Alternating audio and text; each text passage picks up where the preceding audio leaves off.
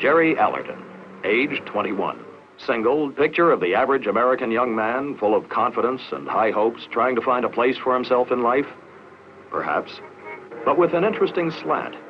This young man at 21 already knows more about one of the most incredible and rapidly expanding new sciences of the space age, underwater sound, than most of us will learn in a lifetime.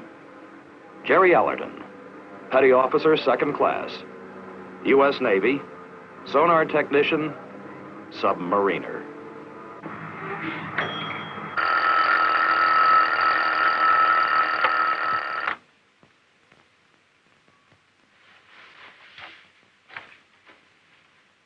Ted Thatcher, age 31. Married, father of 2, a shortstop and a ballet dancer. Life for Ted and Mary Thatcher is not too different from life for thousands of other young married couples. They coach the Little League, worry about finances, do the housework, and support the PTA. In his job as diving officer aboard one of America's newest fast-attack submarines, he takes a step or two beyond the responsibilities of the average man. Ted Thatcher, Lieutenant, U.S. Navy, Submariner. Please, yeah.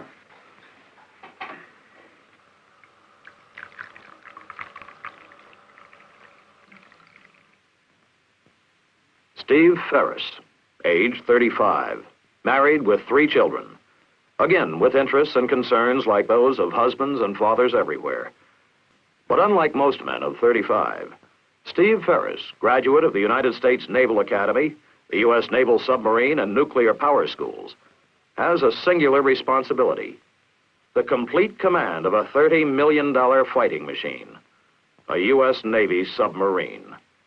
Steve Ferris, Lieutenant Commander, U.S. Navy, Submariner.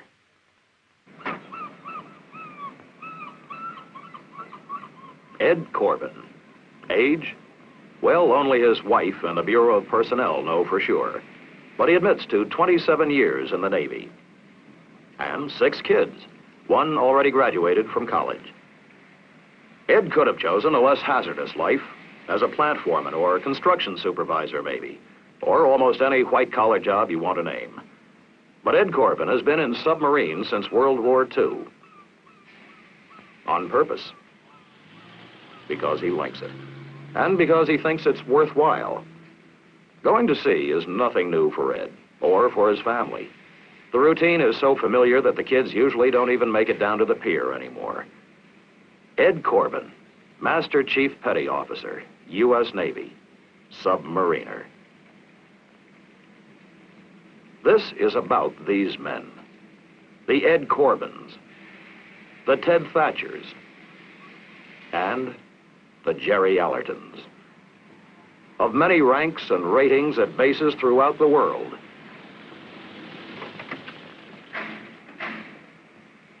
And it is about the Steve Ferrises and those who shoulder the burden of command. It is about the modern United States Navy submarine, an awesome weapon system, a superior fighting machine created out of the expanding knowledge of today's modern technology. But more important, it's about the men upon whom the machine depends. The men who run it, guide it, and make it do its job.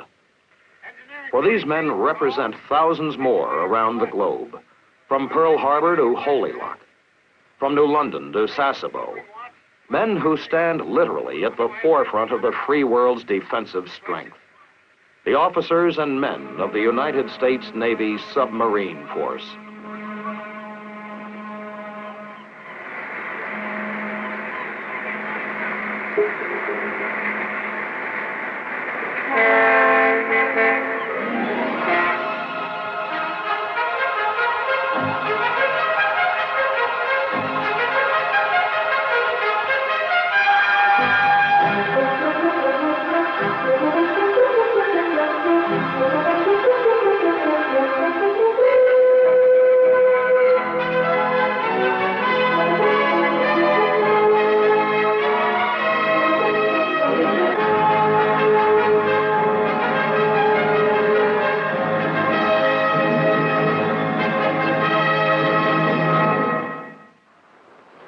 Today, with many eyes turned outward, toward the outer space, away from Earth, some men have turned their attention toward an inner space beneath the surface of the seas. It is in that world of inner space where these men, the submariners, go to play a deadly serious 20th century game of cat and mouse. In the years since World War II, the rapid development of underwater technologies has thrust the submarine into the forefront of the naval balance of power. Submarines today are faster, better equipped, and have longer endurance than ever before. The ability of a would-be aggressor to cruise to within a few miles of America's shores makes the unfriendly submarine one of the greatest potential threats to our security. The result has been the establishment of ASW, Anti-Submarine Warfare, as a primary Navy mission, and the development of the U.S. submarine as the primary anti-submarine weapon. You are aboard one of the newest attack submarines in the U.S. Navy. Its assignment?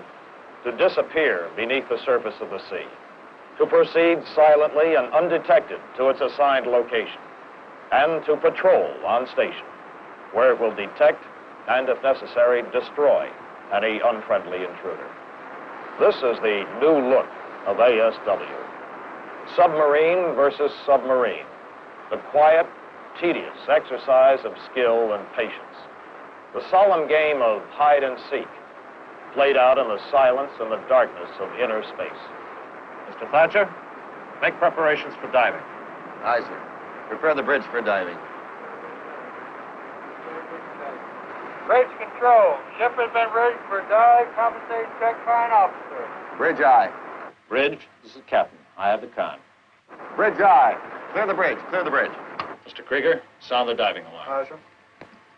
Control con. Dive. Dive. Dive.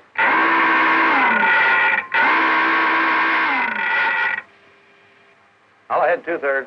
2/3. Bring out the bow plane. Bring out the bow plane, Dutch. 2/3. Straight board, sir. Straight forward aye.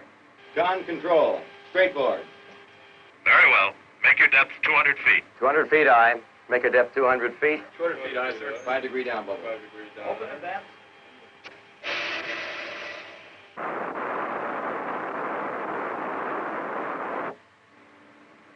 All compartments report condition normal on the dive, sir. Secure the phone. Secure the phones, aye. Secure the phones.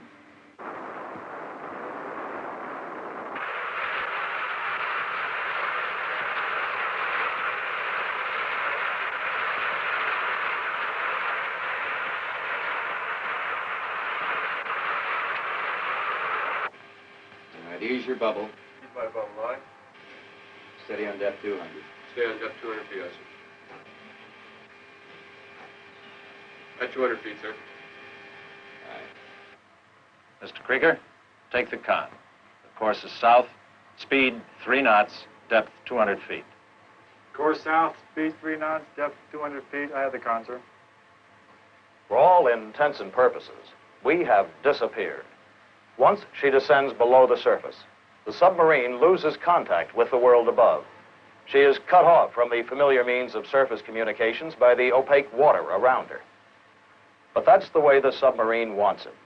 For of all her weapons, the greatest is her stealth, her invisibility, her ability to move undetected wherever she wishes, extending naval power even into enemy-controlled waters, where air and surface forces cannot retain control. One invention has had a special role in vastly improving the submarine's underwater capability. This is sonar, the underwater eyes and ears of the submerged submarine, product of one of the most intensive development programs of the post-war years. With extensive training, long hours of practice, and perhaps a little imagination, the skillful sonar operator can learn the distinguishing characteristics of the sounds that fill the seas around him. I guess the most amazing thing about underwater sound is how much noise there is in the water. You know, sound has been known to travel as far as 3,000 nautical miles through the water, even more. Somebody once described the ocean depths as a huge, almost unexplored jungle with mountain ranges, canyons, populated with strange creatures, and with all kinds of noises racketing through it. Actually, the air in our atmosphere is a fluid, just like the sea. But the water is much more dense, so sound can travel further in water.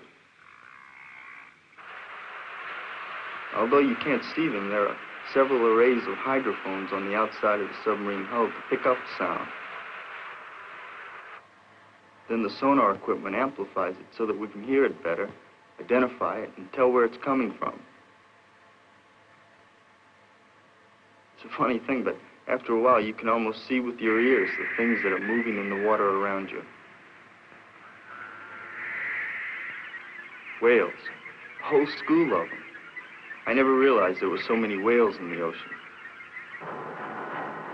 That's a merchantman, probably an antique. She's probably giving it everything she's got and making about 8 knots. There's a porpoise. Scientists believe they can actually talk to one another. The modern submariner, a new breed. Young, technically oriented. Some trained for as long as 2 years to the equivalent of a $20,000 education. But the submariner certainly is not just one man or type of man. There's much more to the story which should be told. The Navy, with nearly 200 years of superiority on the seas, is rich with history and tradition.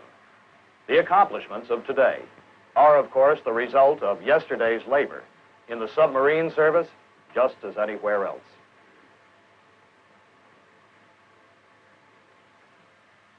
I can remember when I was a little kid, seeing movies of the USS Holland, first submarine ever commissioned by the U.S. Navy.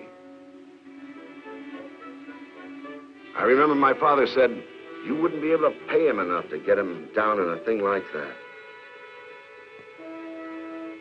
A man named John Holland built it and proved it really worked. They could even get a torpedo inside of it. From 1900 to 1914, 25 submersibles were accepted by the Navy.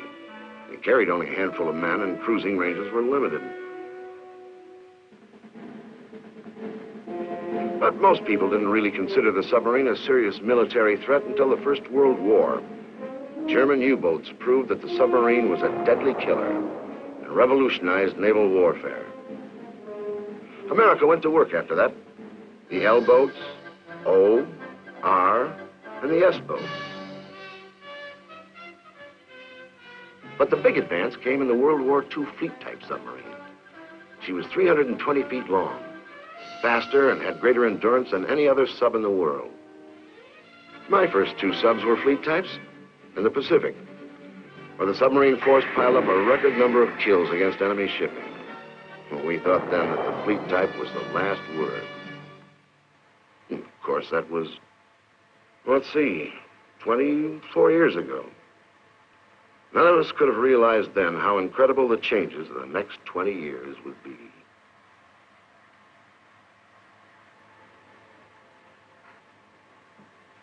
The changes in submarining in the years since the Second World War have indeed been incredible.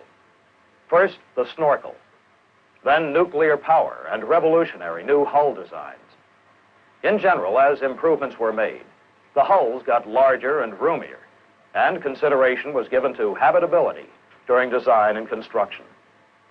It is not an oversimplification to say that the submariner's life, like anyone else's, is divided between eating, sleeping, and relaxing on the one hand, work on the other. It's just that his work is of a rather momentous nature, and a great deal of our future depends on how well he does it. Man battle station's torpedo. Man battle station's torpedo. It has been said that there is more science packed into a submarine per cubic inch than into any other warship. At no time does the full scientific and technological potential of the submarine come into play as it does during a fighting situation. Our submarine has been assigned to set up a designated zone of defense. This zone will be invaded by a submarine playing the role of a hostile intruder. Our mission? To discover his intrusion, pinpoint him, and simulate his destruction. Con Sonar, I have a contact on the RO-80U, bearing 120, drawing right. At the call to battle stations, every job is taken over by the man best qualified to do it. The submarine comes to its peak fighting condition. At the con, the ship's commanding officer and his assistant approach officer.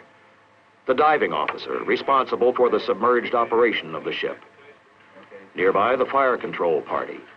The fire control coordinator and 3 fire control system operators. Their responsibility to solve the mathematical problem of determining the relative positions of own ship and target, and put the torpedoes on the right track to hit the target. The plotting party, supervised by the plot coordinator. Information received from sonar is applied to different plotting techniques in a multiple attempt to get an accurate solution of the target's course, range, and speed. Below in the torpedo room, weapons system personnel man their stations and prepare to ready the designated weapons for firing. The indicators on the weapon monitor panel keep the operator and the torpedo tube captains informed of the status of the entire fire control system and what is taking place above in the attack center. Con Sonar, I now hold target bearing 125 in audible contact, evaluated as possible snorkeling submarine, designated Sierra 10.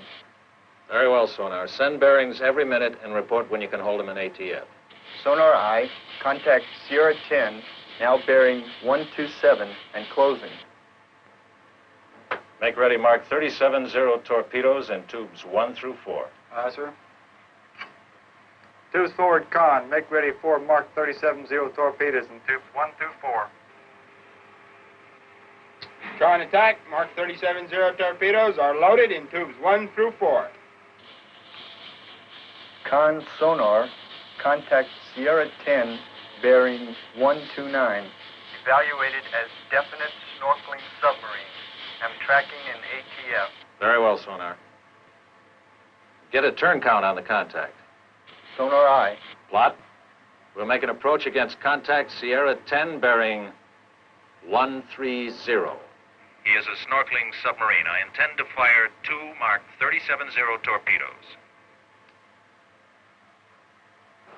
The tactics of a submarine attack are divided into 3 phases: contact, approach, and attack. The first phase is now complete. Already, we know quite a bit about our adversary. He is a diesel-electric powered boat, capable of running submerged on his batteries even more quietly than a nuclear sub. But his batteries eventually run down. He has been forced to come to surface to suck in air through his snorkel, to run his diesel motors and charge his batteries.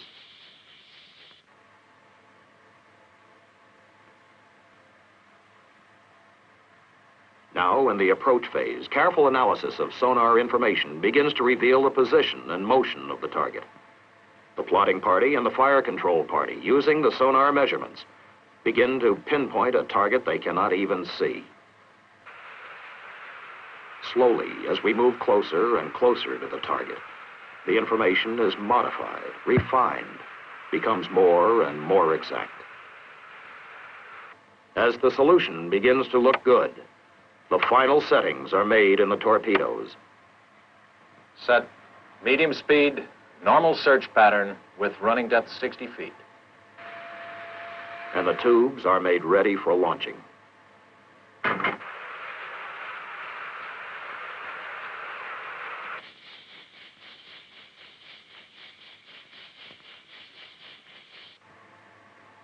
How does your solution look, Mr. Green?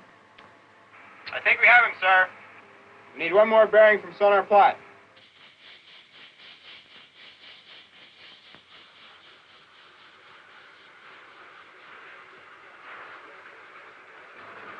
Con Sonar, contact has secured snorkeling.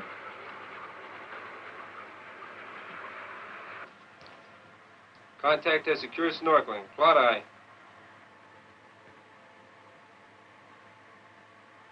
Con sonar.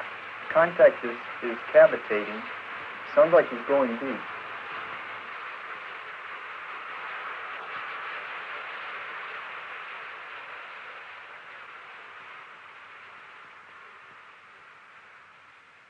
Sonar, contact has faded.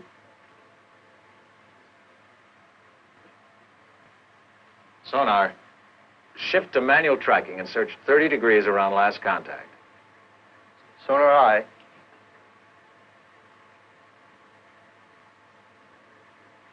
Sonar, do you hold him? Sonar I, wait. Con sonar, I hold no contact.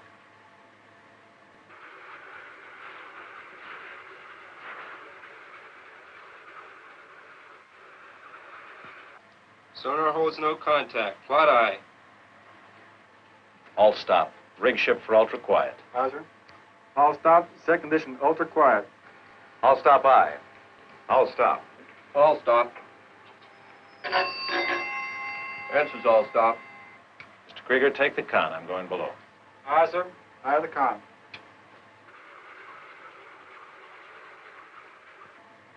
Moments before the fire control solution is solved, the enemy stops snorkeling and goes deep. Running on battery power, he is almost noiseless. Our strategy? Hover silently so that the enemy won't know we have heard him. Wait for him to give himself away. We picked him up here, snorkeling, Captain, and followed him to here. When he dove, he must have gone right ahead this way, Captain. He could be making a run for it here, Captain. He's got a full charge in his batteries. He may go deep and sneak by us. Right. We probably had him just as he was completing his charge. That means he'll be good for several hours. But he'll have to go slow or we'll hear him.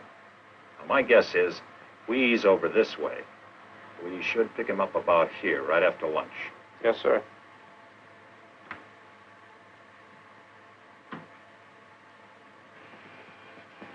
Mr. Thatcher, come right to 200 degrees and make your speed 3 knots. Aye, sir. And Mr. Thatcher, keep it quiet. Aye, sir. Right full rudder. Right full rudder. The rudder's right full. Maneuvering control. Increase turn slowly to 3 knots. Increase turn slowly to 3 knots. Maneuvering aye. Steady up on course 200. Steady course 200, helm aye. And now, what is the hardest part of all for some? The waiting. The careful, stealthy moving silently toward where the target possibly may be. The patient biding of time, however long it may take. Submarines used to be weapons of opportunity. They'd cruise around until they happened to find an enemy ship and then wade right in. Today, we bide our time. The modern submarine, with its long-range ability and endurance, has become a weapon that chooses its opportunity. We wait to strike until we're sure where our target is.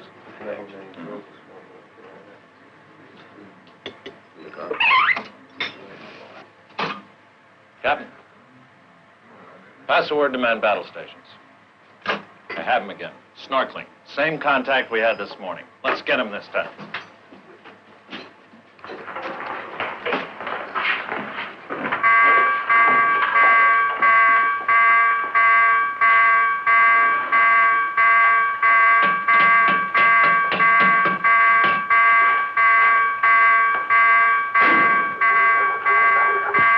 How's your solution, Mr. Green?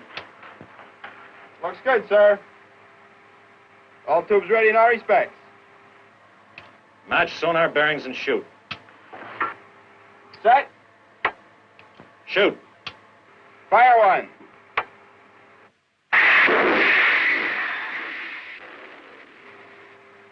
Set.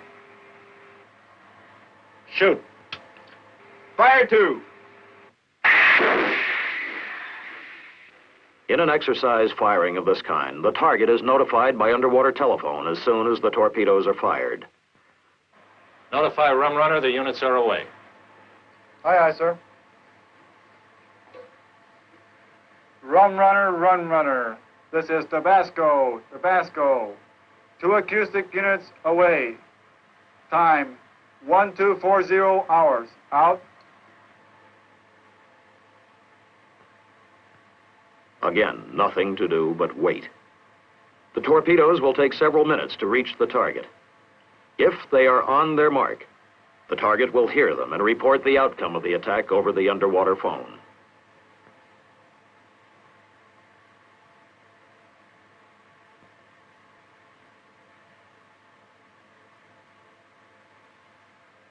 Tabasco, Tabasco, this is Rum Runner. Your units contacted on Sonar shut down at 12:48.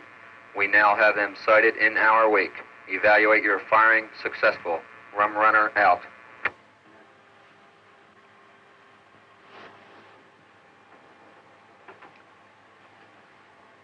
For these men, the successful completion of this mission, even though it was just an exercise, is of most critical importance. For they are practicing the skills they may someday be called upon to use in earnest, skills upon which a great deal may depend.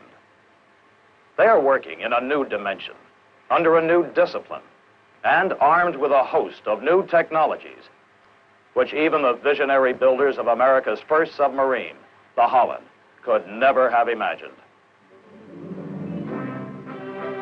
Nuclear power, revolutionizer of naval strategy, giving birth to what had never been possible before, a true submarine, and the accessories which interlock to make the modern nuclear submarine the finest and most sophisticated weapon system in the fleet, the newest and finest sonar equipment, fire control systems computerized and automated, plus the silent propulsion systems and hydrodynamically streamlined new hull shapes, which provide stealth, speed, and maneuverability. And yet, it is important to remember, in all the sweep of technological advance which has brought these mechanical achievements into existence, that none of it can function without the man. The basic element of military capability, said a prominent naval officer, is man, individual man, with his personal dignity and his pride. No matter what machines, what weapons evolve, they will be the product of man. Man will maintain them, and above all, man must control them.